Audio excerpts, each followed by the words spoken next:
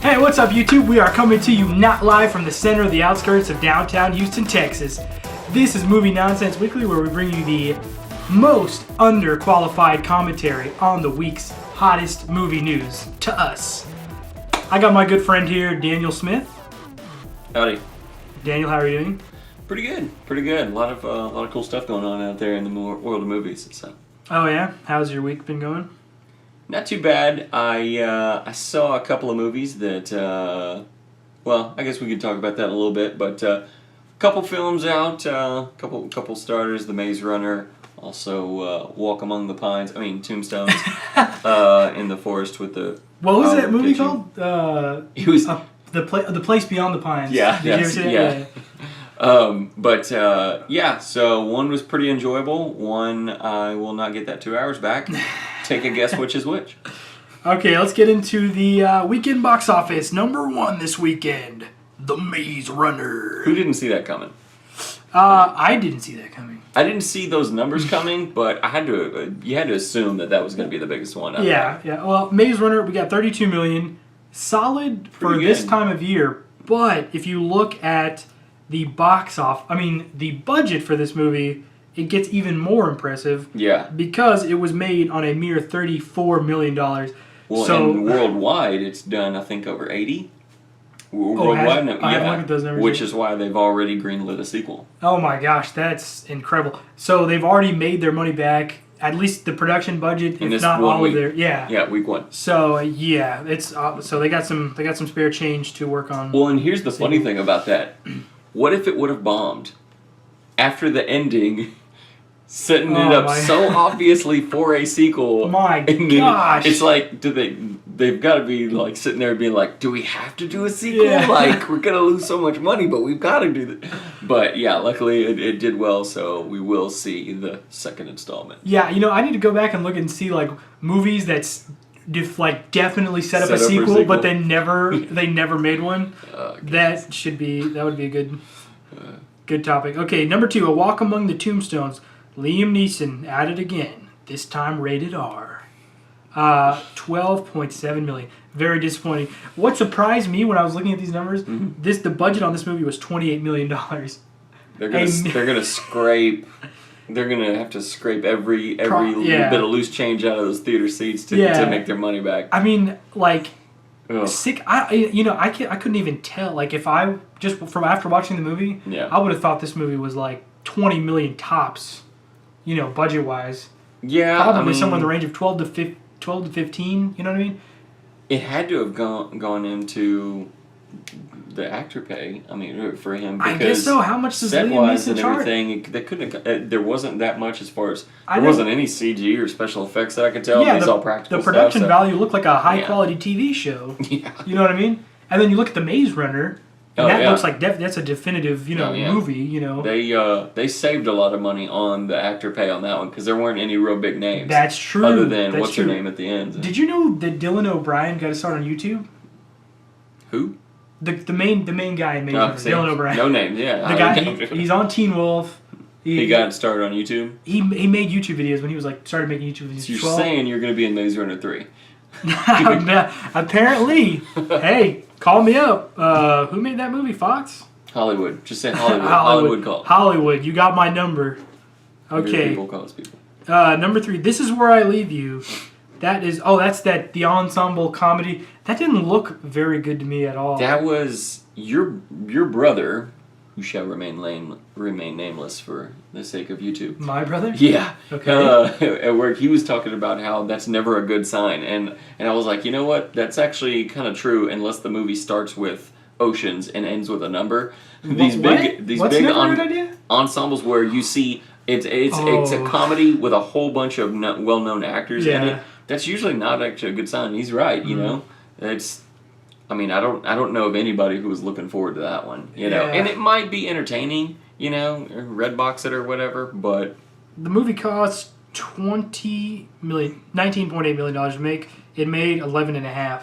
So that's actually not so bad. TMNT made like 50% of its budget, I believe, in the first it'll probably break even, make a little bit, but that kind of goes when you... Obviously, these are different types of movies, but when you compare the numbers of what it cost versus not that much more that Maze Runner cost, relatively speaking, and it weighed way more money. Yeah. So that just goes to show you we need more young adult adaptations. Apparently. Because I mean, who's going to see this movie? Obviously, so the kids. That's the key to the Maze Runner success, right? The tweens. The tweens, yeah. They Which want is to see these. Stupid word, by the way. They want to see these movies. Okay, teens and tweens. No, I mean I understand. They want to see the movie. And I would, the A Walk Among the Tombstones, I had a feeling that wasn't gonna do very good because it was Liam Neeson trying to do the same thing. It's too much like the same thing. Yeah. Yeah, but it was like. It was way. It wasn't the trailer wasn't the same tone that you get from. It really wasn't. Yeah, I mean, it seemed like if you watch Nonstop and Taken, those two movies, the trailers are fast paced and he's grabbing guns in the air. In this movie, he's no slow motion air grab. Yeah, he's like hobbling out of his booth, so it's like. Well, not only that, but like I told you, comparing that to something like The Equalizer, which on film looks like they're comparable types of movies. But I have a feeling, was it next week when Equalizer comes out? Mm-hmm. Not going to be the same. No. That's going to be. Yeah. It's going to be a little bit Taken, a little bit Man on Fire, a little bit. A whole lot more action. A whole lot of Denzel doing what Denzel does. Yeah, but it actually looks really similar to Man on Fire. Yeah. No Good Deed number 4, $9 million. I believe that was made for. That's his second week. Yeah. Which. Total, it's made $39 million. So yeah, 25, $13 million to make that movie. For No Good Deed. Yeah, 4 actors in a house. Wow. Yeah, basically. I mean, well, there was a couple scenes with a car, some some extras. There was a cop. Yeah. Yeah. The squibs, you had to pay for those. Oh yeah, the bruise makeup. Yeah. Dolphin Tale 2, $8 million. What do you... Okay, guess how much Dolphin Tale 2 costs to make. I don't know either. I'm gonna guess it. I would guess 10 to 15 range. I mean... I'm gonna go $8 million. What'd it cost? This guy was... $36 million? Oh my gosh. Apparently chlorine is high. Oh my gosh. When did the price of a dolphin... go up so much? That's got to go towards old Mr. Freeman. I guess so. I mean, he's basically like a professional supporting actor at this point. Yeah, he'll be in anything. Yeah, but not as the lead though. Golly, that is crazy. Wow. And then the other one that opened up this week was Tusk. Which is that already out? Number 14. Is that like limited release? Yeah, limited release. Okay. Well, limited release. I mean, it wasn't playing at our local Cineplex movie house. Production budget unknown, but I doubt that movie cost more than $68,000 something, 72. That movie in Canadian dollars. Oh yeah, save some money. Justin Long he's Canadian, right? I think so. Yeah, so No Good Deed at number 4, Dolphin Tale 2, $8 million, Guardians of the Galaxy another $5 million, Let's Be Cops $2 million, TMNT $2 million, The Drop $2 million. Let's see. What do you think that movie cost to make? What's this, week 3 for it? This is... Yeah. I'd say like 25. Okay, I'll go under 20. Production budget NA. Nobody knows. Oh, it's a mystery. So that must mean I was right. Die with James Gandolfini. 100-Foot Journey at number 10, When the Game Stands Tall, made another $1 million. That movie, you better believe that they are gonna make another movie. In that same vein, yeah, like that production studio. That probably studio let's is do more of this. Where's the next sports, high school, college story that we can round up? Some good Christian themes and motivational speeches. Yeah, oh yeah. Find us a guy, any guy. Hey, keep it coming. Maybe they'll branch out and do a totally fictional story. Like write their own stuff? It's crazy tough. Yeah, no, don't yet. But yeah, that's pretty cool. Yeah. Yeah, they didn't really beat you over the head with the religious tones in that movie. They really spliced it in. It was a lot like you said, it was a lot like Remember the Titans and some of the other ones. It was family friendly, very positive. even someone who's not a Christian could watch it and still, come out of it without being, I think, felt like they were being preached to, even though maybe they need it.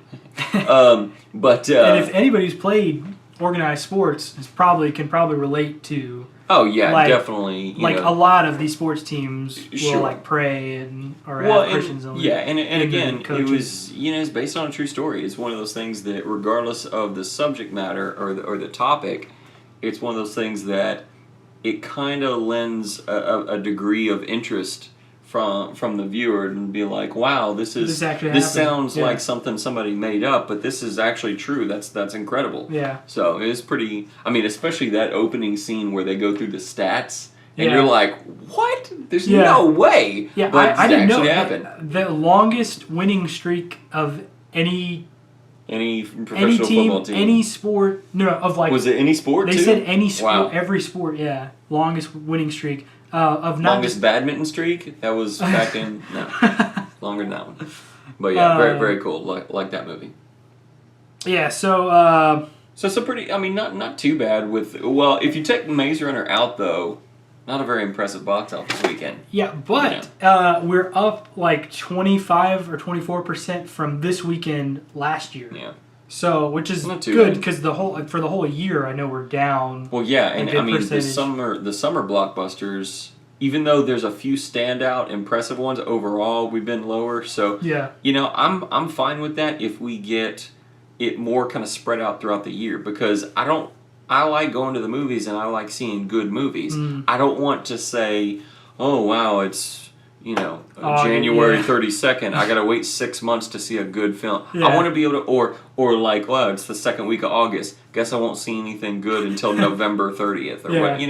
I like being able to say, you know what, every weekend, don't have to go to a movie every week, but every weekend something new is coming out that's like, if I don't have anything else going on, I can go see a really cool movie. Yeah, and which I feel like it's been pretty consistent with watchable movies at least. Yeah, at least tolerable. Yeah, at the least. Yeah.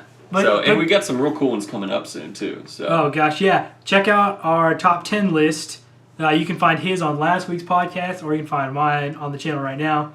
Oh, also, if you want to download an audio-only version of this podcast, check the description. Smooth. There's a direct download link down there. Okay, let's get to the news. Some pretty cool stuff hit the old... Drum roll, please. The old airwaves this week. Deadpool movie is a coming. Yes. Pop open the champagne bottles. That you're not going to drink because you're underage. Uncork that wine you've been saving for your daughter's wedding. Get out the good cheese. Prioritize there. Break out that good cheese, the Gouda cheese, sharp cheddar, whatever your fancy is, because Deadpool is coming to a theater near you. And February 12th. Not very far away, 2016. Just a cool 18 months away. It's literally a year and a half away, which is about the time. Usually, about these projects like 2 years or more before they come out. Well, especially lately cool. with the comic book movies, it's like, hey, by the way, for 6 years from now, Avengers 3. Yeah, I mean, But so what? X-Men 12 is coming out. And okay, let's start from the beginning. Yeah. Where it all started. Ryan Reynolds is talking to some reporter. No. Let's go back to the beginning. X-Men Origins, Wolverine. Okay, if you want to go back to the inception. I would say... let's go back for when a man loves a woman. X-Men Origins, Wolverine, okay. So that movie was, most people agree, the weakest of the X-Men's. Okay. No, it didn't happen.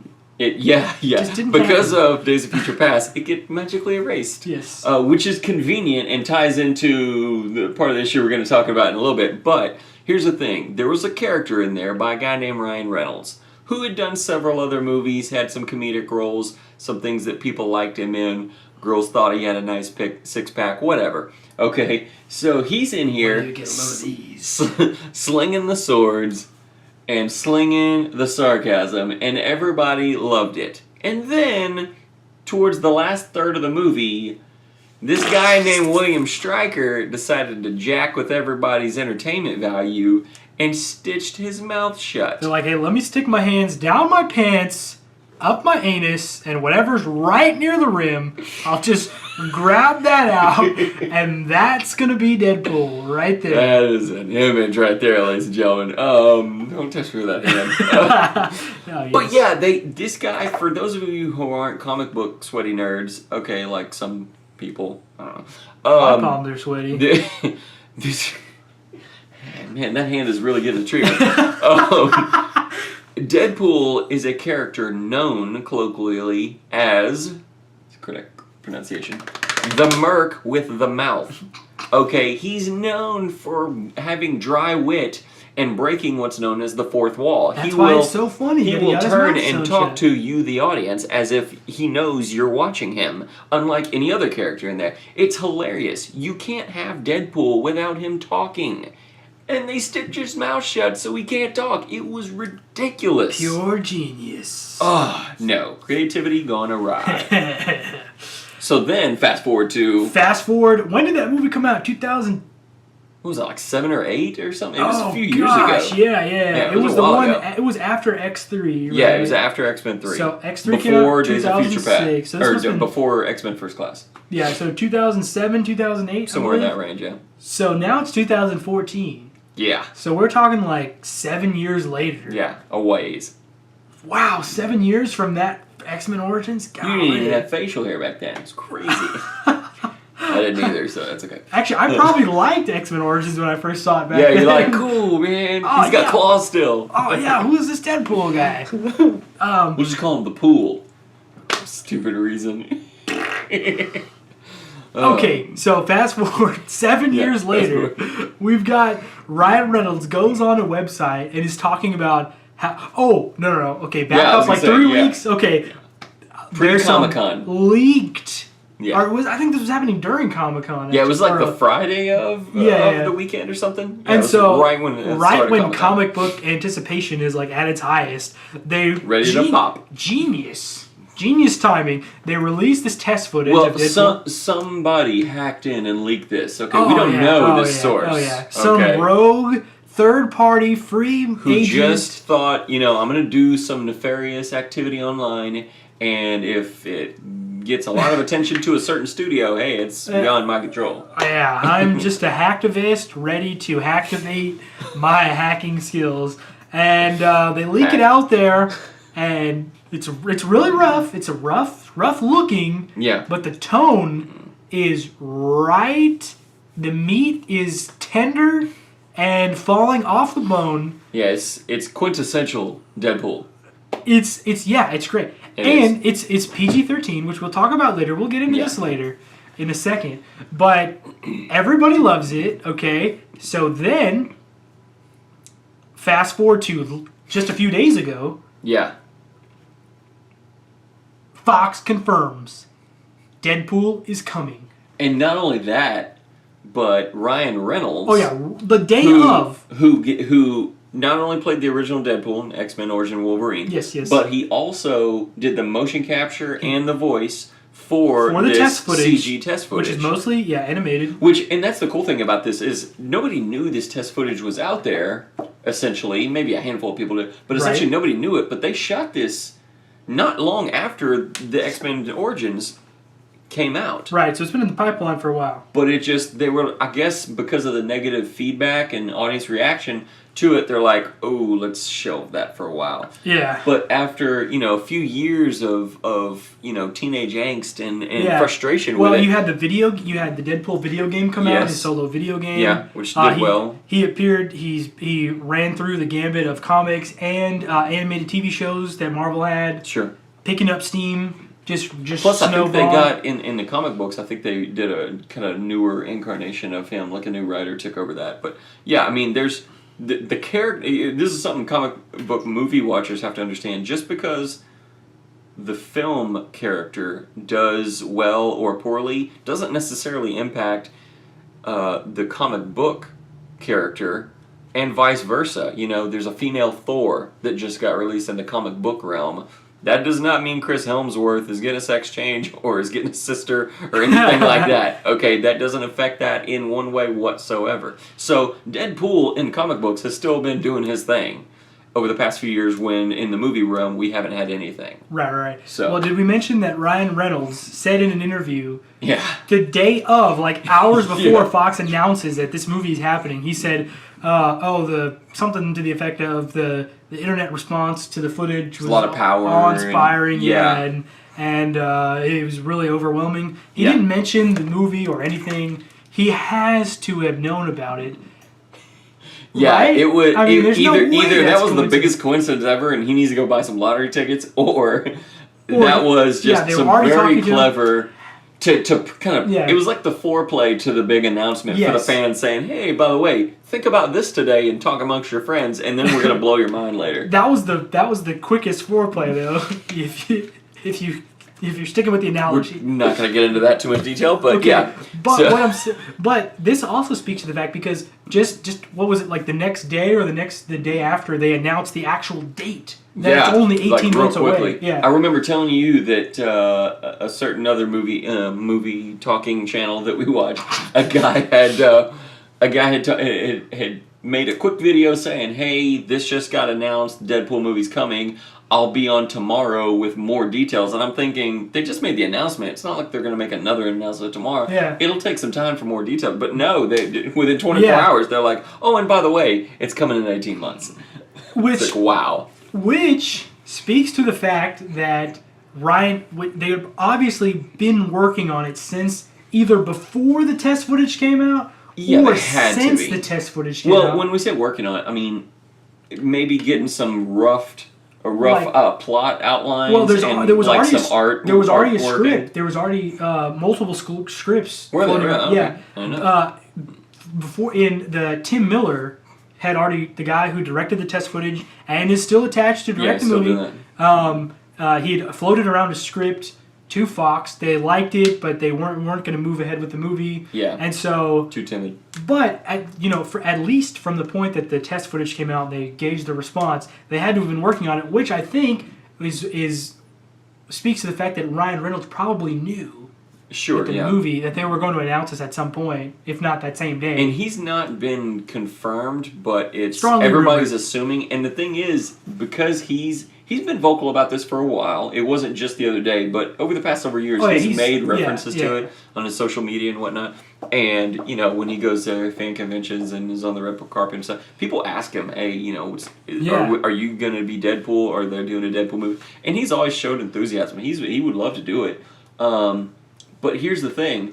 How much of a slap in the face would it be if they cast someone else at this point? Yeah, I don't think the fan outrage would be. It would be terrible. Insane, yeah. I mean, Ben Affleck would be like, "Boy, this guy's getting it rough." I mean, it would be horrendous. You know what I mean? You've almost got to. And honestly, for the people that have seen his previous work, he can do serious acting, like Buried. Like, I know we've both seen Buried. If you doubt Ryan Reynolds' acting ability, go Buried. It's on Netflix instant streaming. Yeah, fantastic acting job. He can do a serious role very well. Yeah. But his comedic timing, his snarkiness, and his natural attitude fits to me so perfectly. Yeah, he is made for that role in the way that Robert Downey Jr. is made to play Tony Stark. Right? Yes. Not saying in any way that he's going to be as good as Tony Stark. I'm just saying. No, totally different character. Yeah. But if you look at like the other superheroes, you could see like somebody else playing them, Sure. But like honestly, like who would you get to play Deadpool? Yeah, I mean, nobody. There's plenty of guys besides for me. Yeah. I'm just kidding. Give it a few years. You're still on YouTube. Like, wait for it to build. But I mean, he's very obviously he's in great physical shape. You know what I mean? He's the right build for it, but he's also got fantastic, again, the comedic timing and the attitude with it. He's obviously familiar with the character, and he's done work in it. He's done action movies before. He's done comedies before. He's gonna just merge the two. Yeah, and because in this character, you have to have two of that. Robert Downey Jr. His action is CG because it's the suit. Yeah. Right. Like he practices when he's taking his morning dump. In this one, In this one, you're gonna. What is with you and feces today? If you look at Iron Man, whenever they show him in the suit, it looks like he's poopy. It looks like he's seriously constipated. This is gonna be one of those things where every time I see him now, I'm not gonna be able to get that out of my head. Yeah. It's gonna be your fault. He's gonna be flying. Oh my god. Okay, but no, in this one, he's going. There's no doubt gonna be some CG there with a lot of action. Oh yeah, a lot. He's gonna have a practical suit on, and he's gonna have to do a certain amount of, the moves and everything. So you gotta have a guy that has the physicality. I think he's gonna do the hand-to-hand fight scenes and whatnot. Sure. Oh, another rumor. So it's coming out in February. The rumor is that the budget's gonna be around $50 million. Yeah. Which is respectable. We saw Maze Runner. Look what they did with Maze Runner. Sure. That looked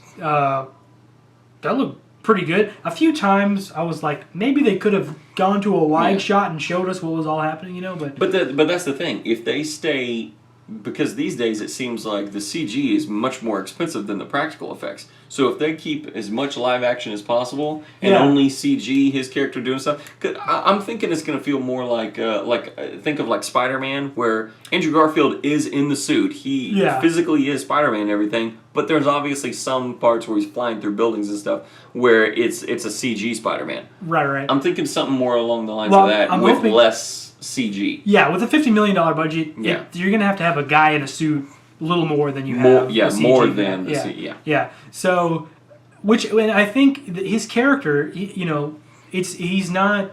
It doesn't call for him to do the kind of things where you necessarily have to have a CG character doing all this stuff. You know what I mean? Like, he's mostly hand-to-hand fighting. He can teleport. He does do some like physical stunts, but they're fairly grounded. But I mean, if you're basing what you think the movie's going to look like action-wise on the test footage, there's right at the beginning he makes like a 4-story drop into a car. Right. That's obviously not going to be something they have him literally do. But the type of action I think will be a good blend of so his power set I would liken, or the action scenes would be similar to something like we would see in like Captain America.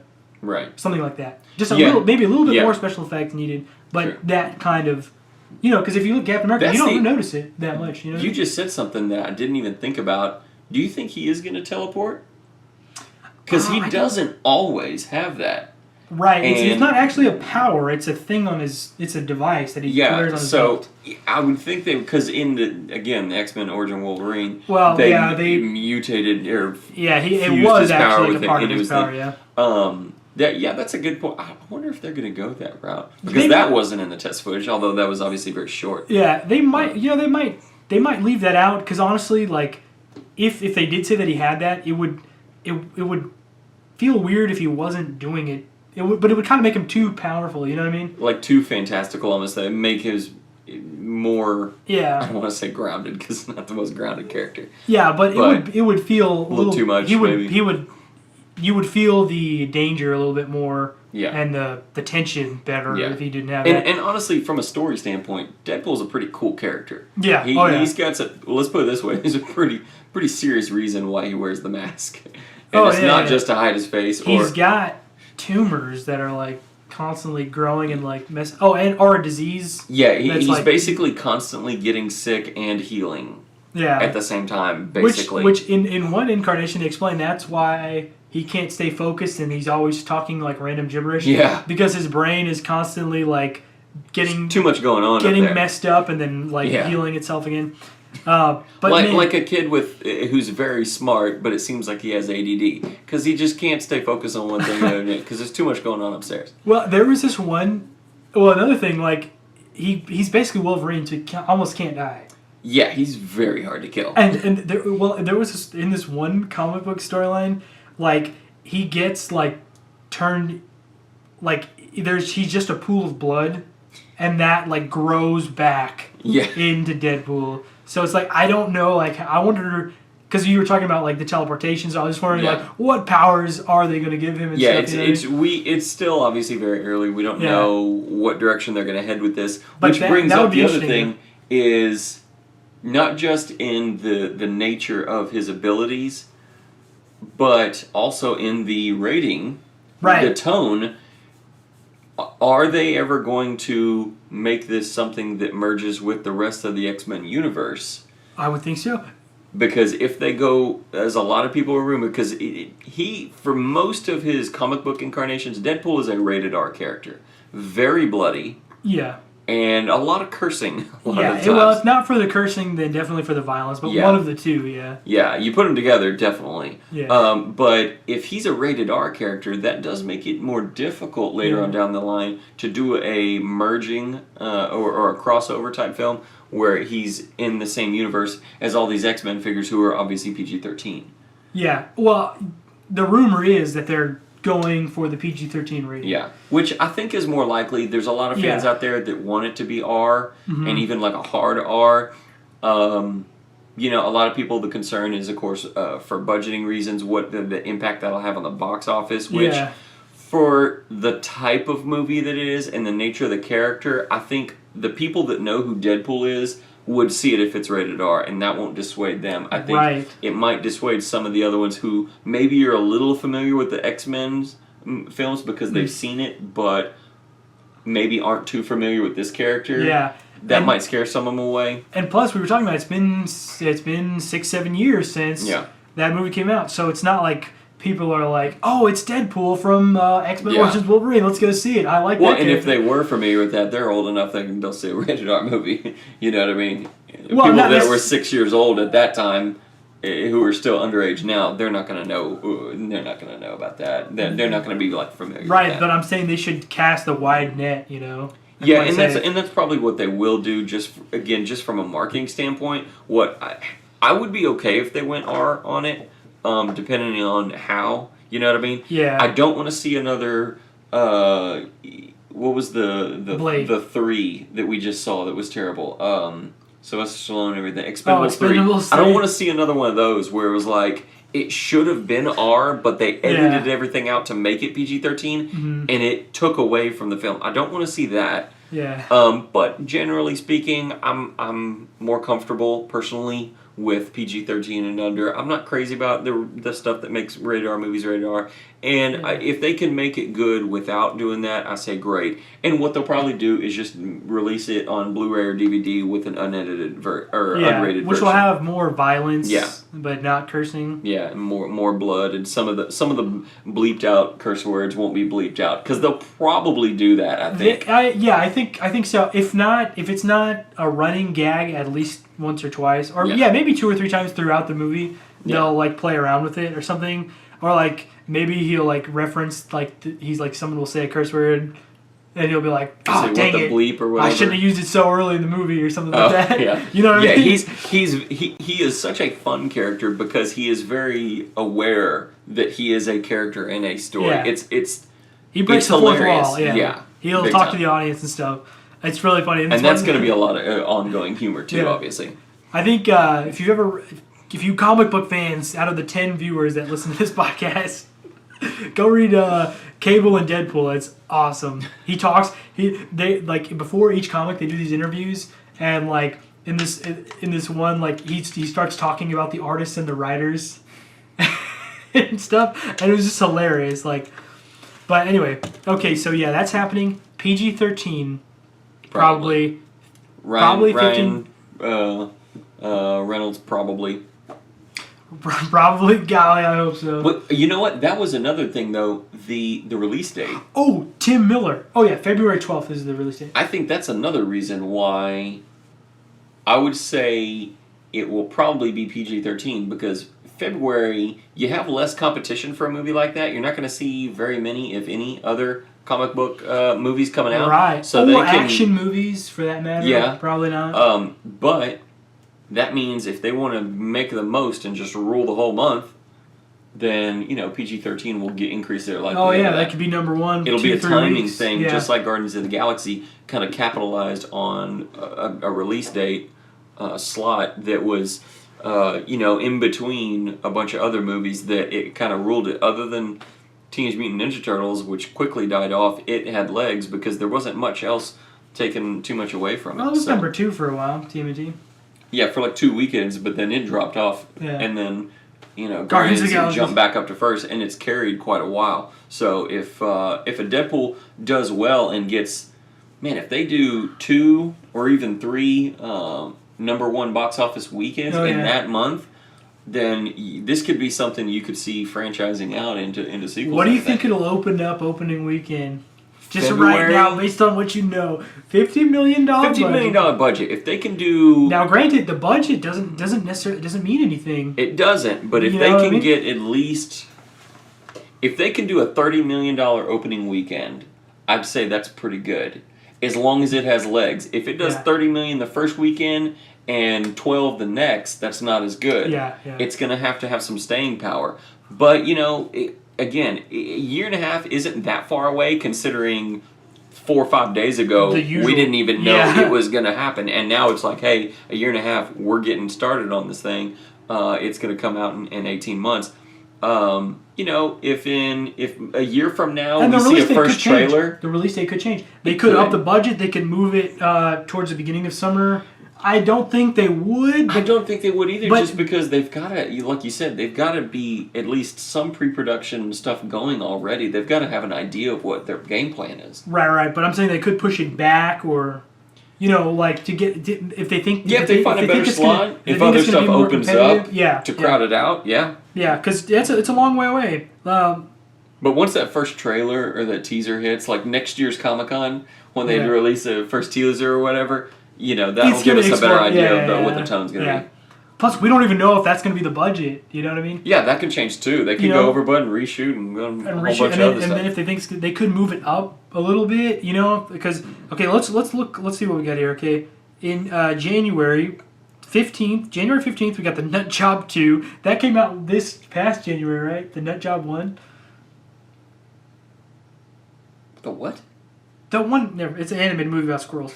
Okay, and then Ride Along 2. I think those came out the same weekend this year. Oh, you're talking about upcoming ones. I'm talking Ride Along 2. I'm talking about 2016, yeah. Okay. Yeah, these are sequels, Ride Along 2. Well, that had to happen. And then, January 29th, an untitled horror film from New Line Cinema. February 12th, Deadpool. Then, that same weekend, it's opening up against Gods of Egypt by Summit Entertainment. Fascinating. Action fantasy live action. Wow, I've never even heard of that. No. And then also How to Be Single, probably a romantic comedy. The next weekend, Ben-Hur is scheduled to open. The weekend after that? Ooh. Yeah. Well, the 26th. It'll be the first weekend in the box office.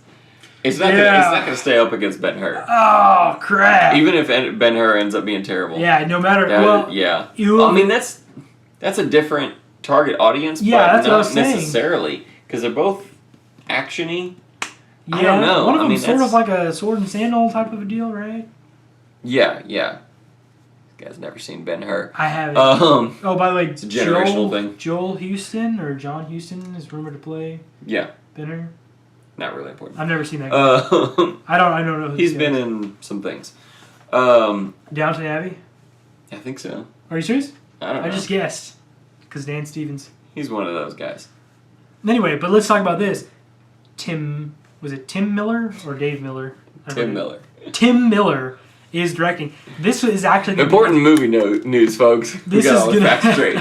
This is going to be his directorial debut. I thought he directed a TV episode, didn't he? Oh, yes. He had some TV work, didn't he? Yes, he's done some TV work. This will be his film debut. And is he the one we were talking about that did some... he was on Scott Pilgrim for the visual effects? He did the special effects. Yeah. Have you seen Scott Pilgrim? Yeah. The visual effects on there are great. Very cool. Great. Very unique. Yeah, and I think that movie was like under $75 million. And those special effects look great. Talking about gross box office?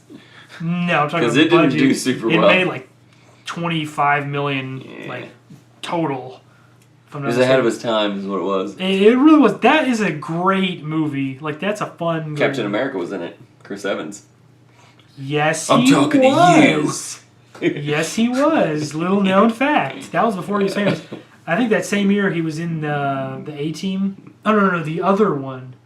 The Losers. The Losers, which I watched recently for the first time. That wasn't too bad. It wasn't terrible. There was It's something to fill your day. Yeah, it definitely. It's not something I want to watch again. But Jeffrey Dean Morgan. The guy who played the guy from Watchmen. Yeah. Yeah. Yeah. Okay. Anyway. Well, that's it, folks. Enough that's of Deadpool. It. Deadpool's that was the news. Yeah, that was basically it. And then there's some other. We've got a few side notes here. We just want to cover. Kind of wrap up the end here. Now, Daniel, why don't you tell us about this project you're real passionate about from Angelina Jolie, one of your favorite up-and-coming I'm interested in the movie Unbroken, so he thinks I'm like in love with anything Angelina Jolie does. Oh, he's more than interested. He is more than interested. I don't care who the director is, but she just happens to be the director of an upcoming film. I think it's being loosely titled Africa, I think is the running title right now. Name. It's being shot in Africa. And it's essentially the story of a man named Leakey. I can't remember his first name. Is it Richard Leakey? Anyway, he's a conservationist in southern Africa. Leakey? I think his last name. Richard Leakey. But anyway, he's Leakies. children in the room. But anyway, he fights against poaching on the ivory trade and the black market. Which, if you don't know anything about that, ivory is essentially what elephant tusks are made of. Tusk. And tusks. Kevin Smith. And anyway, different type of tusk. But they essentially kill these animals just to take one body part, their tusks. Black market, and it's really tragic. These are endangered species. It's not like there's millions and millions of these things running around and they're exterminating them. They're killing these majestic beasts for one stupid little thing, so they can carve little trinkets out of it, or Asian ritual, people powder, grind it into powder and New think Age it makes medicine you, and stuff. you're more fertile or all this nonsense. Mm-hmm. It's really tragic, and so he's been fighting it for a long time, and it seems on the surface like this would be one of those kind of environmentalist hippie type of film, like only a few people are going to care about it. But here's the thing. Counter poaching operations are some serious business, okay? There's a show, if you've never seen it, look up on Animal Planet. They do a show called Battleground: Rhino Wars. And there's some guys like Craig Sawyer and some other Special Forces operators who actually go out, and it's a reality TV show style documentary. This is real action. These guys really do this. They go out there with real weapons and real bullets and hunt poachers. Okay, they actually get intel from the community and everything, and they hunt these guys who go out and kill these rhinos. Okay, so, and if you've ever seen that, you get a feel for the fact that this is not like, hey, let's go out into the wilderness and look at the grasses and all that. This is like serious stuff, and there's some really hairy situations you can get into. So this has the potential to be a pretty action-packed film. Keyword there. Potential. Yeah.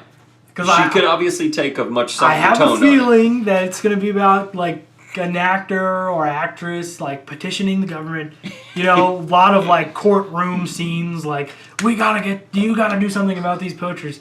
Oh, you again? And we're tired of your poaching. Oh, and then the corruption runs all the way to the top. The government's involved in the poaching. Well, the corruption always runs to the top. It always runs to the top. It never finds corruption that goes all the way to the middle. It never stops at the middle. No.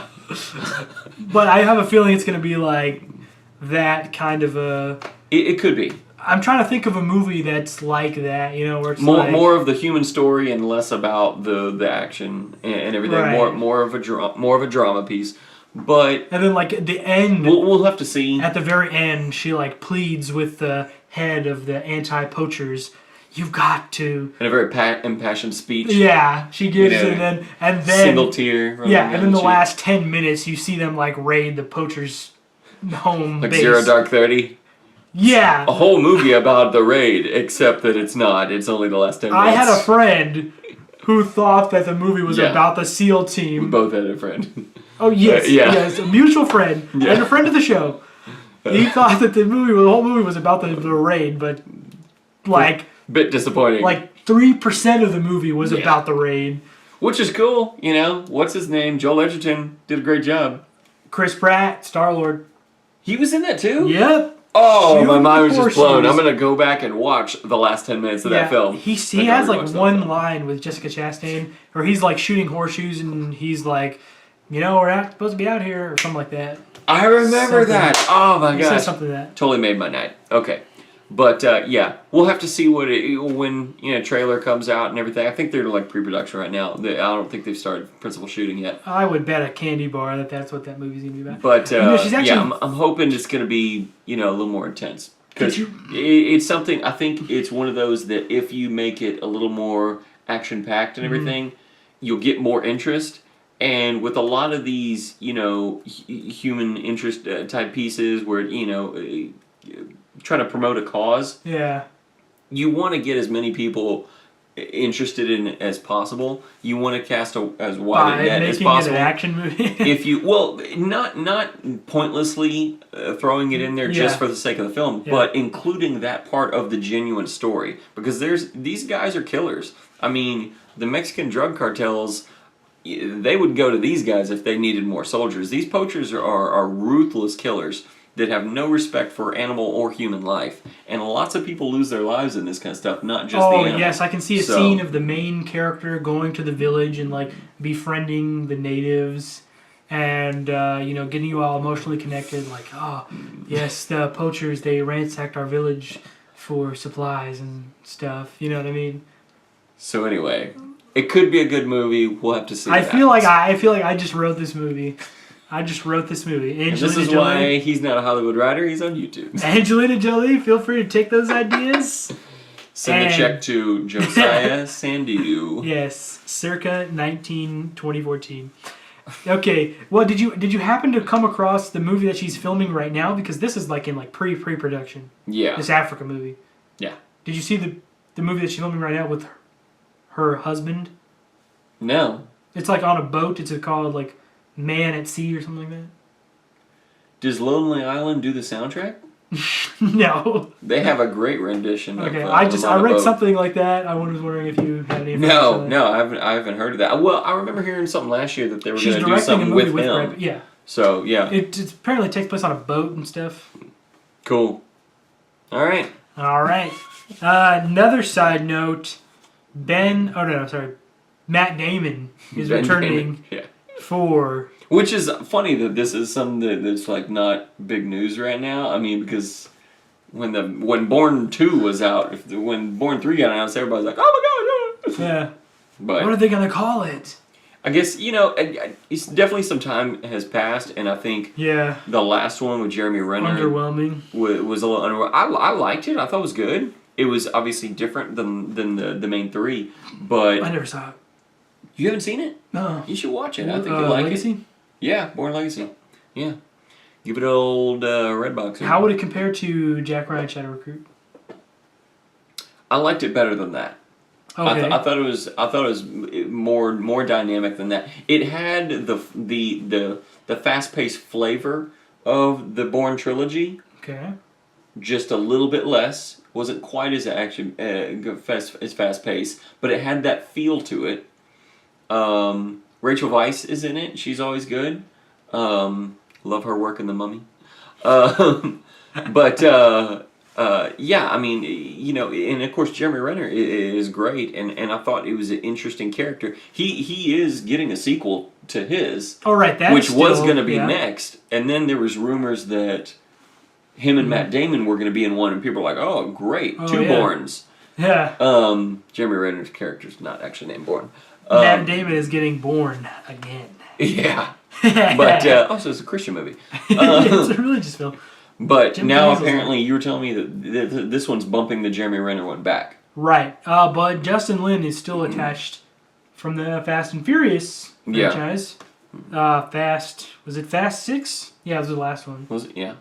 Yeah, so he's still attached to Legacy 2 or I don't know. Rise of the Planet of the Legacy or something. What is this one going to be called? That's what I was saying. It's good. The Bourne. What was the last one called? Supremacy? No, Ultimatum. Yeah. And then there was Bourne Legacy. And the next one will be Bourne We're Still Going. Bourne Again. That's what it's going to be called. It might be. Or semicolon again. They can make that work as a title. Who knows? Now, what happened at the end of the third one?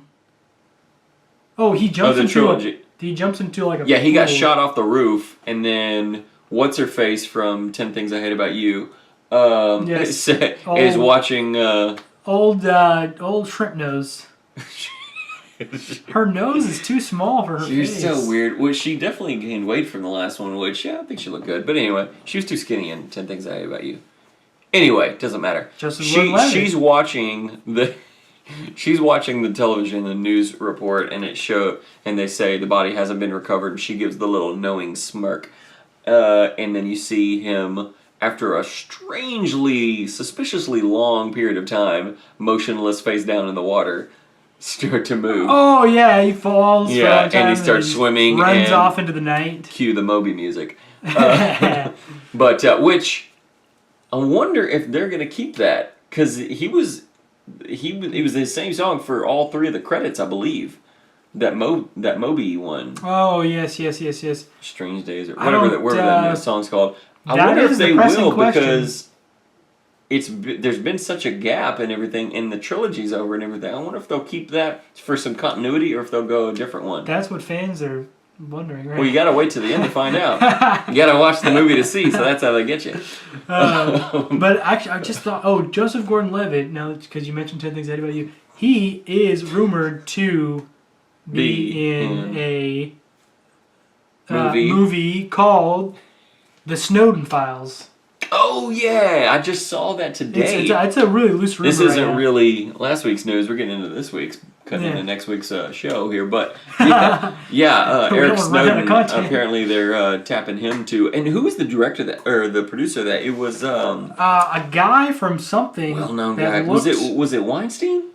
No. I thought it was Weinstein they were saying. But anyway, yeah, another one of these political ones. That one they could make it interesting, or it could go like the Fifth Estate with what's his name, and then just go fairly unknown, and everybody's like, oh, whatever, not interested. Yeah, the Fifth Estate. So few people, especially the younger generation, people my age and younger, follow politics and current events. They barely know what's going on. You see these shows all the time where they stick a microphone in front of people on the street and they're like, "Hey, what do you feel about this and that?" And they give some oddball answer because they don't know. They don't ever watch the news. So it could have that kind of doom to it where it just doesn't get a wide enough audience. But JGL is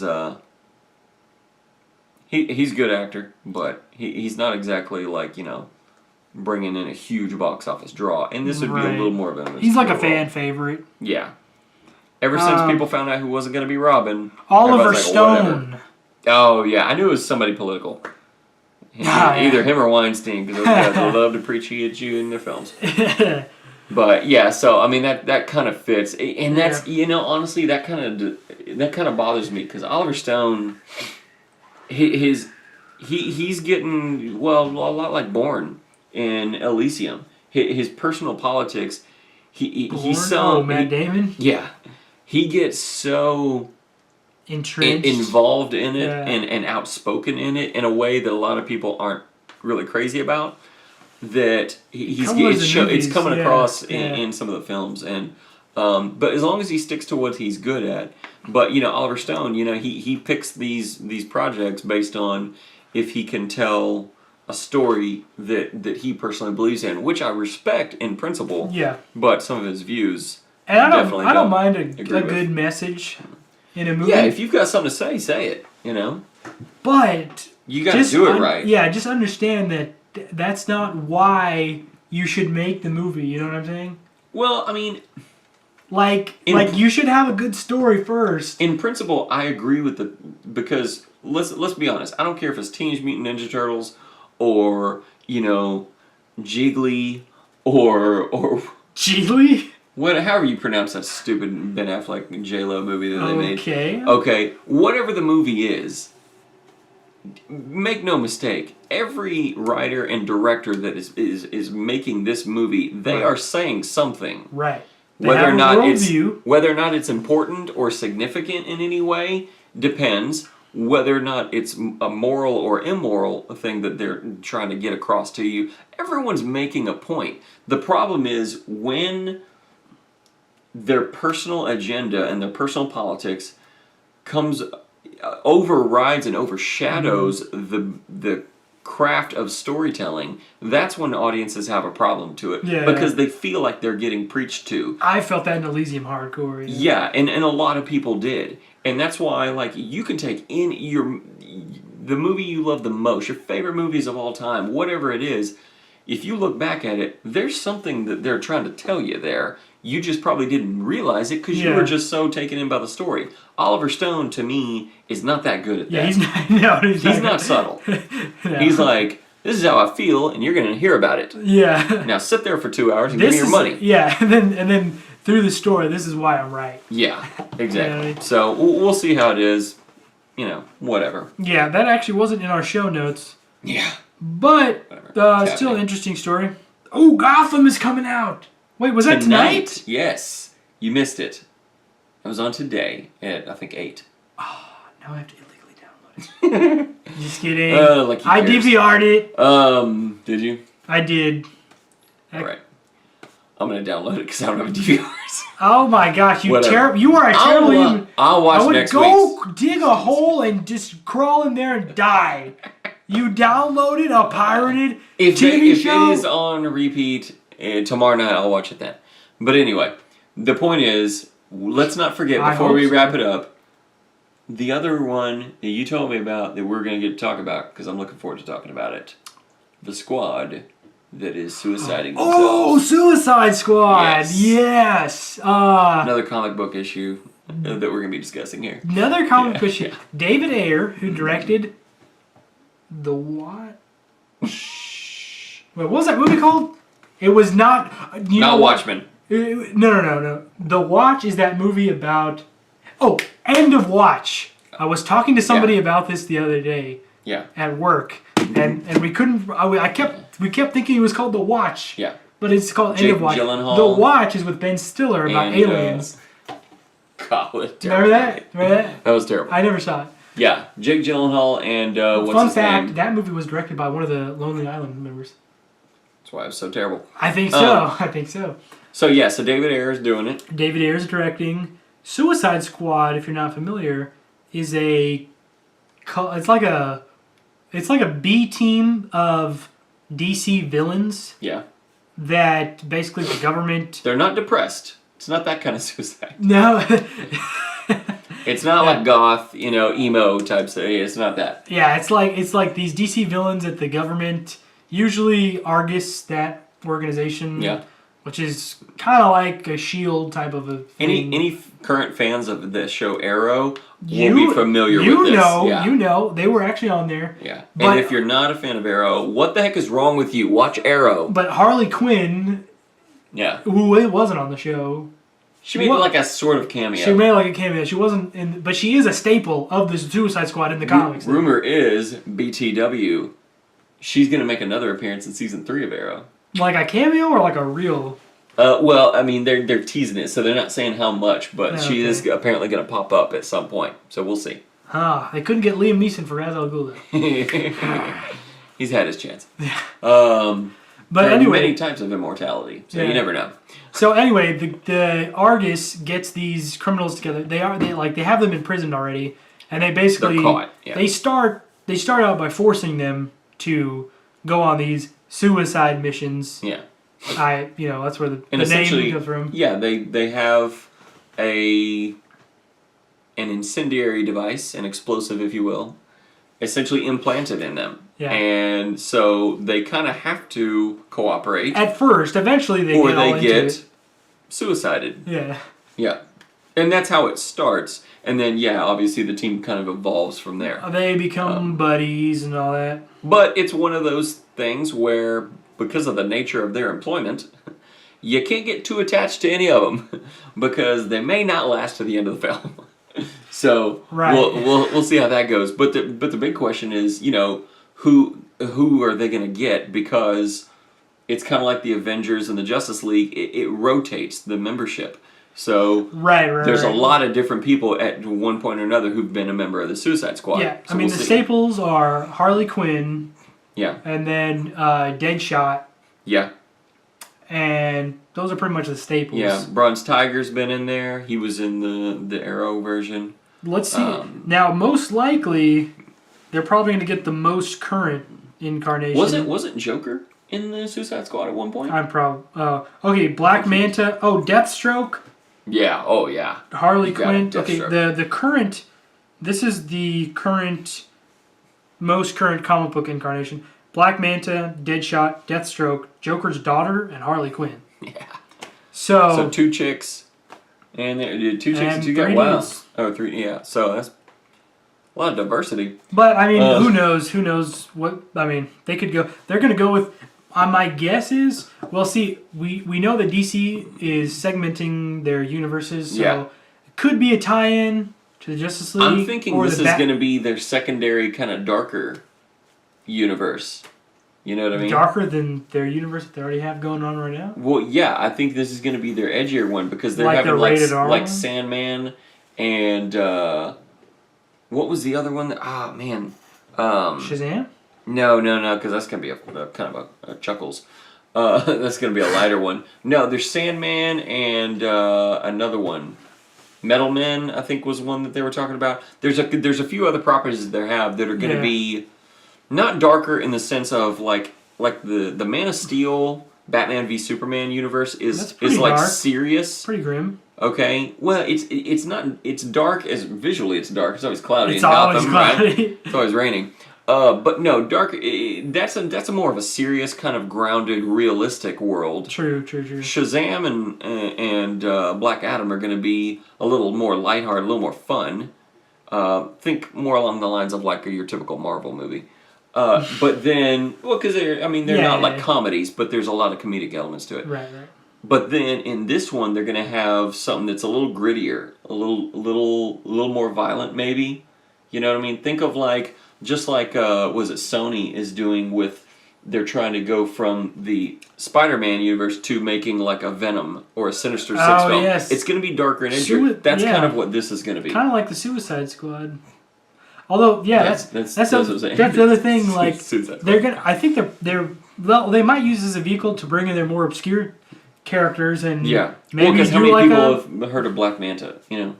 Yeah, or Deadshot. I Harley Quinn maybe, but unless you've seen Arrow, most of those are probably names that people have never heard of. Yeah, which has like under 7 million viewership most of the time. You know. Although it's awesome, you gotta watch Arrow. It's pretty good. It's pretty good. It's for the pretty fans. Awesome. It's pretty awesome. Yeah, it's superhero talk for superhero fans. But anyway, oh man, I lost my train of thought. Edit. Oh yeah, I was gonna say that they're segmenting the universe, so they might use this as a vehicle for. They could tie it into the main one, and use this as a vehicle for their B team villains. Yeah, you know what I mean. Sure. Sort of like Guardians of the Galaxy. Yeah. Who knows? Maybe they'll go all funny with it. They definitely could. Hey, this is our ragtag team of fun. I mean, Harley Quinn. Harley Quinn, if she's in there, she's gonna be cracking jokes. If Deadshot is anything like he's on the TV show, he's not like a funny guy, but he's pretty sarcastic. Yeah. You know what I mean? Yeah. So I'm just saying, they could be like, hey, this is our Guardians of the Galaxy, you know? Yeah, I mean, we've gotten to the point, regardless of whether you're talking about Marvel or Fox or Sony or whoever. And we know that Batman is already aged, so he already has his rogues gallery that he's already met with all these people. So these villains could be in a later stage where they're already in prison. You know, maybe a crossover or cameo in a future standalone Batman film. Right, or it could at least tie in or set up the solo Batman film. That's all I'm saying. Yeah. Or it could be its own universe. But that's the thing. Not interact with anybody. These universes are expanding to the point where you can't. These studios are realizing they're not going to get away with just having a big character and having him doing sequels. You know what I mean? Right. That's going to get. You're expanding more and more, and the crossover. Expanded universe, viewpoint. People are just going to expect it too much, especially after Avengers 2, Which is cool, but it's also kind of disappointing because it does tie your hands a little bit when you're like, hey, we've got this other character over here. Let's make them into a movie. Wait, let's get the committee together to see how that fits into everything else we're doing. Yeah, and the farther they go, the harder it gets. Yeah. Because you got more characters. Too complicated, yeah. And then, I mean, and pretty soon, I think the next round of solo movies, you're not going to have just a solo movie. They're going to have to throw in another, Captain America, Black Widow. Because guys like this won't tolerate it if everyone else in the universe doesn't make an appearance. No. I'm just saying it would be nice to just mention them. I realize that they shouldn't be in there. If it's a Captain America solo movie. Why wasn't Iron Man there? He could have taken care of it. I'm just saying, if you're trying to build this universe where you're saying that all these characters exist in, you need to just mention that, like in Captain America 2, just say, oh, hey, Cap, you missed that whole thing with the president. Iron Man really helped you out, or whatever. Something like that. Then it could be like, yeah, because you guys didn't want to extend my contract for another film. No, I'm just not saying that they should be in every character. I know, but but it is a valid point, though. And I get your point that they can't mention every single character every movie. And that's the inherent problem with these expanded universes. Yeah. Is you eventually get to the point where you either have to include cameos from these other characters, which gets complicated and expensive. Or, you have to start finding little scenes and adding things simply for the sake, even though it might take away from the story and it might take you out of what's going on in the action. You have to say, okay, what scene are we going to use to mention a couple lines about so-and-so, or this guy, or that character, or why is Harley Quinn not there, or hey, I thought he got loose last time. Or you have to mention all this stuff outside of it because it's so complicated. You know what I mean? Well, I don't think they... Well, see, I mean, look, there are characters like Thor. You don't have to mention why he's not here. Right. He's in Asgard, that's fine. Yeah, but I mean, I'm just saying certain characters... In the comic book world, like in actual comic books, comic book readers, when you buy issues of a comic book, there's more than one character's thing going on, and it's an ongoing story time. So, for them to mention here and there, hey, this week Batman's off doing this, or Soups is tied up on, Well, see, that's what the movies are doing. They're following the comic book logic, which is... But in a movie, you have 2 hours of a story, and you don't get the rest of the story for another 3 years. So they want to focus that, they want to use all of that hour and 45 minutes, 2 hours to deal with this story and not say, hey, and these other 6 characters, this is what they're doing this week. Because you don't get another episode the next week. What I'm saying is it's not 6 characters, okay? You don't have to explain all of them. No, I'm saying, but the more they expand out, the more you will have to mention. But I think... Because it gets too crowded. Most likely they're just going to go the comic book route. What they do in every comic, which is writers, they don't care. They don't care whatsoever what any other comic book writer is doing. If someone's writing the Deadpool title, he doesn't care if another writer had Deadpool come in to his X-Men comic and had his legs get chopped off or something. You know what I mean? He's gonna write his own Deadpool story, and he doesn't give a flip about any of that. Yeah, but in the movie realm, it's all about the continuity. So they have to have that. Yeah, but what I'm saying is, like, they're just going to make Captain America 3 and just say, you know what?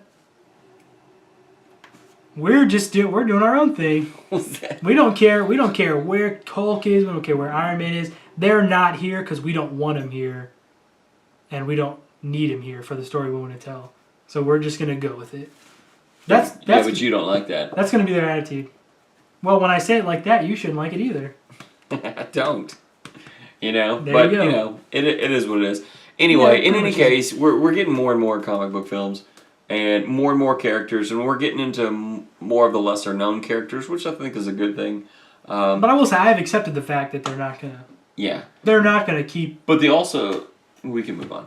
Yeah. But the other thing is, this is one more movie that is taking up a slot, almost certainly, in the, 9 release dates that DC put out. So this will be one of them. Yeah. You know what I mean? I don't think they had 9 movies planned, and then they're like, oh, let's add a 10th.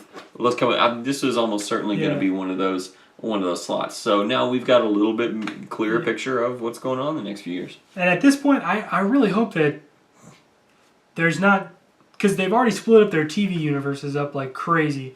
You got Gotham, You got Arrow and Flash on the CW. You got Constantine on some other network, I forget.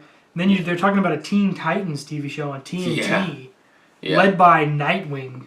Which would be interesting. Would be crazy. And that'd be tough to pull off, and though. They're all in their separate... Supergirl. And then Supergirl, which would be dumb. But see, here's the thing. I think I like the way they're doing it. Because Marvel Studios, they have their Marvel films, right?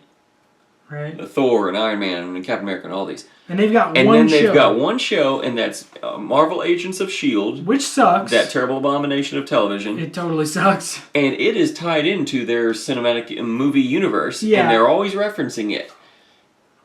DC is doing the opposite. They're saying, we're doing all these movies. We're also going like gangbusters on the television set with our regular shows, which is normally that's totally their own thing. Yeah. And there's been rumors that they're trying to build up to a TV Justice League. On what network? They've got 3 different universes going on. They could, but if they add... You're talking about a cross-network Justice League? No, but no, they wouldn't be able to do that just for rights. But think if the Arrow and Flash do well. They've got several characters in there already. Ra's al Ghul and everything. It wouldn't be that hard to get, like, throw a Robin or a Nightwing in there, into that same universe, and then get, like, one more show. Which one is what network is Supergirl going to be on? I think they were... Is it not the CW also?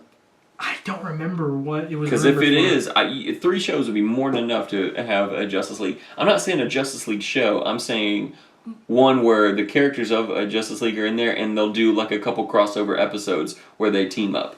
Oh, I could see that happening. We know for a fact there's already going to be crossovers between Arrow and Flash.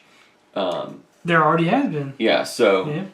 I think that's pretty cool. I think that's a better way to do it because, the people that, don't want to wait 2 or 3 years in between great comic book movies that see something every week on a television show, they want that expanded universe too, and that's a good way for them to get that. But they don't have their hands tied with what's going on in the movie universe. Let the movies be the movies, and then that's it. CBS. They already picked up the show. Yeah. So they've got a show on CBS, Fox, the CW, and I don't know what, potentially TNT, and what is Constantine on CBS, right? I don't know. Yeah, it's one of the... I think it is. It can't be on a 4th network. That would be insane. Yeah, that's pretty crazy. But DC's raking it in with these. But, I think, obviously, these shows are going to be the better for it. I think for keeping it, yeah. Yeah. And it's another testament to how much people are loving comic book storytelling. Live action comic book storytelling. Well, see, the advantage of not having them in the same universe is you can split up your characters onto these different networks. Yeah. And then so you've almost got like your CW DC universe. Yeah. And then Gotham is obviously going to have a very different feel from Arrow. Gotham is totally separate. Well, it actually looks kind of similar. Arrow's fairly dark, but whatever. Yeah, that's true. But what I'm saying is like... Well, it's always rainy because it's Gotham. But they're able to spread themselves out farther because they're not handcuffing themselves by saying all this has got to tie together with everything else that we're doing. You know what I'm saying? So, great news. I'm pretty pumped. Although if I was in the marketing department, I'd be like ripping my hair out because like think about all the potential you could have to hype up your movies in your shows, which I know. Agents of S.H.I.E.L.D. does a terrible job at that. Yes. Just shoehorning every reference in that they possibly can and having the most annoying characters ever. But that obviously is a bad example. That's Lucy Lawless is on it, so that's got to be crap. That's not to say that DC couldn't do it in a good way. Because I feel like they said, hey, Agents of S.H.I.E.L.D., that sucks. We don't want to do that. Let's go the opposite route. Yeah. Instead of attempting to do it, which I think they... Maybe they couldn't have. Maybe not. They couldn't. Well, keep in mind too, like Gotham is in the past. This is the early days of Gotham when Bruce Wayne is young. So if you wouldn't be able to cross that over because it's a different time period. You know what I mean? Arrow is modern day. So well, no, you potentially could. Like you could set up. Set up a villain's origin story in the show, and then have that villain already grown up, and then in the movie they could that villain could reference maybe something that happened on the show. You know what I'm saying? Sort of, but I mean, the characters themselves on the show that portrayed by that actor couldn't cross over. Oh, right, because they would be young, so it would make sense to get a new actor. Yeah, unless you're going to say Batman isn't alive until the future or something, that would be. But it's cool because these TV shows are even more like comic books in that all these writers get to do whatever they want. Yeah. And they can almost pull in whatever DC characters that they want to, because they're all getting their rights from DC themselves. You know what I'm saying? So kind of got into the TV realm here on movie news. Well, it all relates. Sure. DC, you know. DC, so anyway, Suicide Squad's coming. Oh yeah, Suicide Squad. You have to edit so much of this out. No, dude, this is going unedited. This is an hour and 20 minutes. Freaking forever, dude. Unedited. Let's wrap it up because I got to work tomorrow. So this conversation is going to be in the movie. It's going to be in the podcast. I'm about to get up and leave. I'm about to fall asleep. All right. Keep your panties on. Right. Okay. Well, thank you everybody for watching. Feel free to subscribe to my YouTube channel, Josiah Sandu, if you are watching. If you are just listening to this. Daniel, where can people find you out online? You can find me on Twitter at Daniel Smith AP2, or you can easily find me on Facebook by just searching Daniel Smith. And just look for the thumbnail that looks like this face. Do you have any upcoming projects that you want to plug? Or? No, I'm looking forward to a good hearty lunch tomorrow, though. It's exciting. Stay tuned. I don't know. Oh, you're just being... Okay. Well, subscribe to me on all the socials: Facebook, Twitter, Instagram, MySpace, Tinder, and Grindr, and Christian Mingle. That'll wrap it up. This is episode 4 for us. Oh my gosh. 4 episodes in the bag, man, already. So, just heard from the studio, episode 5 is canceled. All right, I've got my Commit for Life shirt on, so go find your local blood donation center and give them a good pump. Also, on the same note, go watch The Strain. They're also about vampires. All right, that's your plug for the week. That'll do it. I hope you have a great week, and we will see you next time. Peace.